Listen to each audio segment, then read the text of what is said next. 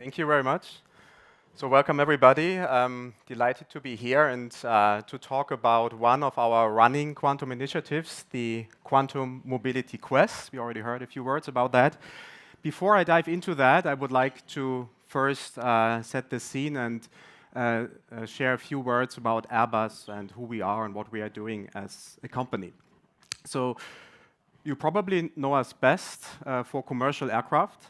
Maybe some of you have taken one of our products to fly to Berlin to attend this great conference. And indeed, it's a very important product line for us. Today, more than 13,000 of our aircraft are in operation. So about every 2 seconds, one Airbus is taking off somewhere in the world. But Airbus is more than that. We are also offering defense products, military aircraft, for example. We are the largest helicopter manufacturer in the world, and we are also one of the leading satellite manufacturers. So, which means our portfolio includes the full range of aerospace products and also quite a lot of related services. And quantum technologies are, for aerospace in general, a very promising technology brick. We have very long development times in general. This is also why we have always a very forward and long-term thinking when it comes to those new technology bricks. We are broadly engaged in quantum sensing, for example. We are at the moment, for example, looking into positioning improvements using quantum sensors. We are active in quantum communication satellites and also in quantum computing. So why quantum computing? There is a reason for that. Aerospace industry in general has very high computational needs compared to other sectors. So if we want to develop a new aircraft, this takes immense computational resources. Typically, today, most of the computational tasks we have are traditional tasks like aerodynamic modeling, aeroacoustic modeling, structural modeling. But at the same time, aerospace is also turning more and more into a data-driven industry. So data analysis plays a role. For example, Airbus is operating its own satellite fleets. So we have a lot of data which we need to process. The future generation of aircraft will have significantly more sensors. All of these data needs to be processed and analyzed. Today at Airbus, we are operating in-house quite, I think, from industrial perspectives, very high-performance computing systems. We have 2 large clusters. One is actually not far from here in Hamburg. The other one is in Toulouse. But we already know today that we will need significantly more computational power in the future. So we are broadly investigating different options, and quantum is one of them. It's not the only one, of course, but quantum computing is part of our HPC roadmap.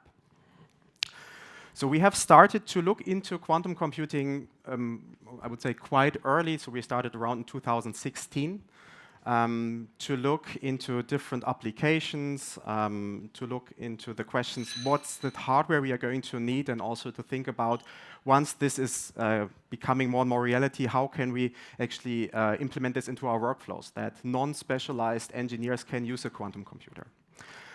We have done quite a variety of different studies, and we are structuring them along what we call use case families. So we have 4 different use case clusters.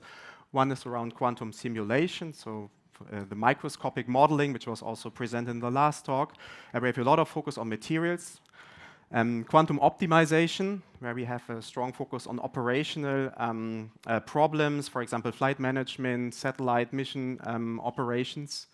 Quantum machine learning, where we are looking into options to extend, let's say, or complement classical AI solutions.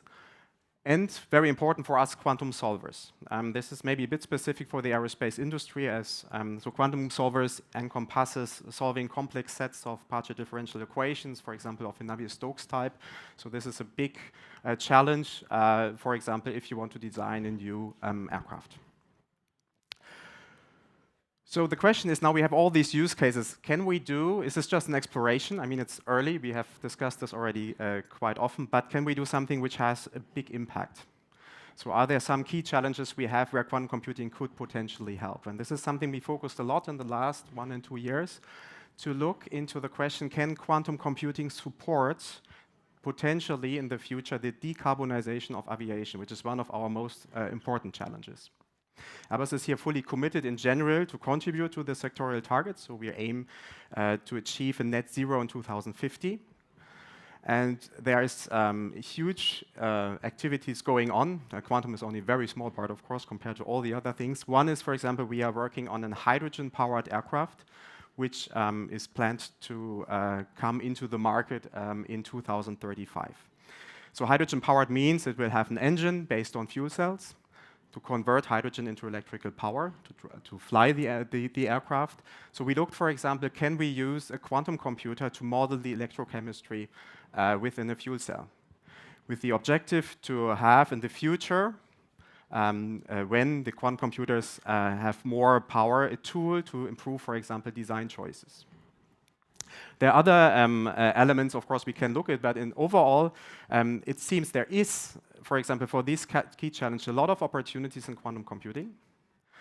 However, most of the applications we have beyond chemistry indeed require significantly better hardware than we will have probably next years. Many of them will require also fault tolerance. So what you can also see here is Airbus is an end user. We are not a quantum company. We will not probably be in the future a quantum company, but we want to be ready as a system integrator to use quantum technologies to the maximum extent. So what we are doing is that we are partnering in the ecosystem. We have partners globally across the world. This is just a snapshot here. We have actually quite some partnerships established over the years. And for us, it's very important to be part of this ecosystem and also to drive and the ecosystem boost also the aerospace use cases for it. And this is the sense in which we launched a quantum computing challenge. And I have here a small video now to give you a little bit of inspiration about that. What do you see? Do you see endless opportunities?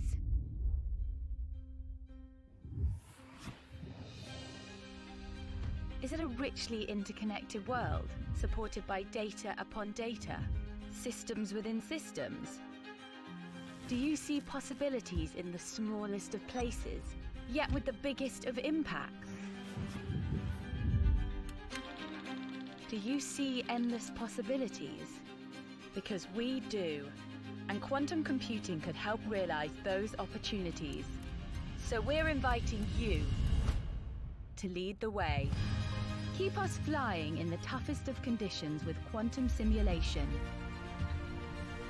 Help build the sustainable supply chains of the future with quantum optimization. Make future autonomous mobility even safer with quantum machine learning.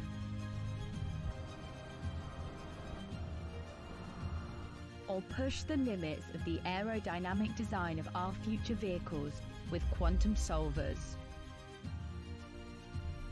Take a new path to answer questions that only quantum can with the Golden App Challenge.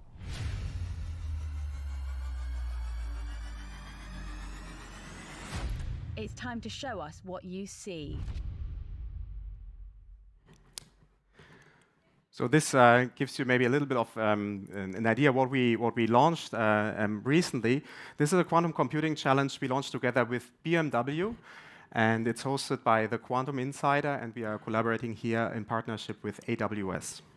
So what we did here, we sat down together with our friends from BMW and defined common use cases for the mobility sector. So use cases which are relevant both for the automotive and also for the aviation sector.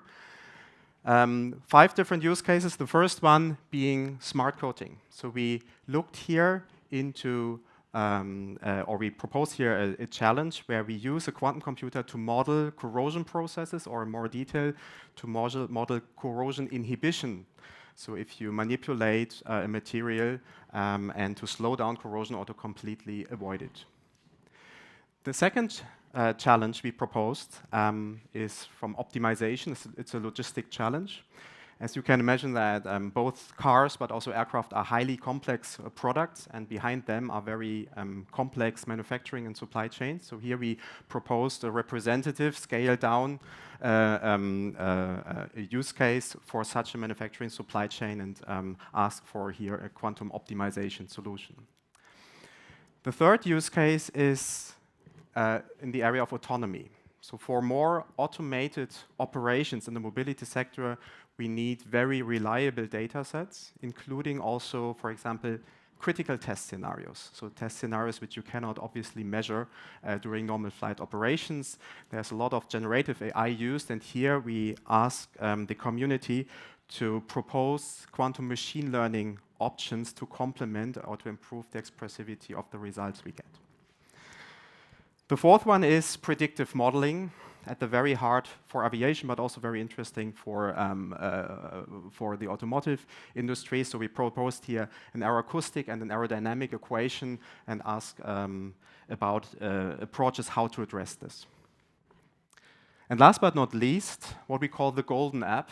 This is a use case which is not like it's not a typical application, but it's the other way around. We were reaching out to the community asking if you have a quantum solution, but maybe then think about, maybe you never have thought about it, is there anything you can do reasonably in the mobility sector? And something we are not aware of because our teams are not able to screen, of course, all the solutions which are out there. So we reached out to the community by the end of last year, and we were really amazed and appreciated a lot the engagement from the quantum community. And just to give you a few numbers, we had about 400 teams who registered and started to work, and in the end, we had more than 100 high-quality submissions for this challenge. And it's actually very interesting to look what is the background, so who participated in this competition. So if you look by the region, it's probably what you expect, but I think it's very good to see. We have participants from the European ecosystem, from North America, and also from APAC. So it's really a global participation. I think it reflects very well that we have a global quantum community and no national borders in that. Where are these participants coming from when you think about their backgrounds? And this is very interesting because we conducted a quantum computing challenge already in 2019, and we can compare now the statistics. And this here it's really also interesting to see we have more than half of the participants are companies. So typically startups, and I think this is maybe also what we expect, but it reflects a lot the commercialization efforts and the results of all the, let's say, governmental funding and also the venture capital which was invested here. And last but not least, this also personally I was really excited to see that about the use cases, who worked on which challenge. And what you can see there on the right side, that we had basically for each of the challenges we proposed, participants who were really excited to work on that. This is also different compared to our last challenge, and I think it really shows also that there is a technical maturity, there's specialization ongoing, and this is something we can, I think, clearly see here. So now, who is in this challenge and who was selected? We have selected finalists. So from the first round, we have down-selected 15 teams. It was very difficult to do because we were really excited by many of those proposals. I will not go through all of them here by name, but what you can see is for each of the challenge, we have selected 3, so 15 overall. We have 9 companies, 6 universities, or research group also from RTOs. And what you can see on the map is they are coming from all over the world. And I think this is very exciting to see that quantum community is nothing only in Europe, only in the US. We have really these very strong groups everywhere in the world, and this is also something which I think is really nicely shown here. We have now, with those groups, we went into the second phase of the challenge. So this means we had feedback sessions, and we brought all of them together with application experts in our company. So application expert means they have no clue about quantum computing, but they know exactly the application, they know the pain points, and we try to use this also to tailor the solution as much as possible so that the participants can now provide something which is, let's say, as close to an application as possible. Of course, we are aware that this is not going to solve our challenges, but it's very interesting to see what is possible already today. In order to facilitate this, we are also very happy to have AWS now as a partner. So AWS offers Amazon Bracket to the participants and helps them also to implement. So in the end, we will have the solutions which are proposed here implemented during this challenge, and then can really compare the validity and also the, let's say, the performance of the different solutions. And this is what's now happening next. So we are in the second phase. This is going to run until the end of October. And we are very happy that we were able to excite some very strong people from the quantum community. This is our jury. You see 9 people who will support us to select, in the end, the winners. This is going to be very difficult because you can imagine all of the work we have. We are quite confident that we get really a lot of exciting solutions. We have here from the academic ecosystem, also here from Europe, but also globally, we have very strong representatives. We have also venture capitalists from Airbus, from BMW involved, also programmatic support. And all of them together, they will help us to select the winners. We will have 5 winners in the end. So for each use case 1, there's a monetary prize. And for those of you who plan to come to the Q2B conference by the end of this year, so second week of December, then this is where we will announce the winner of this challenge, and also hopefully we'll be able to share a little bit of details about what was then the outcome of this initiative, also from a technical perspective. So and I think this brings me to the conclusion of my talk. So I hope I could convince you that this engagement with the community is one important piece of the puzzle. We should not forget, despite all the great progress we make at the moment, to involve end users, because in the end, to bring value to all the developments we have, and they are so exciting, we need to have somebody to use it.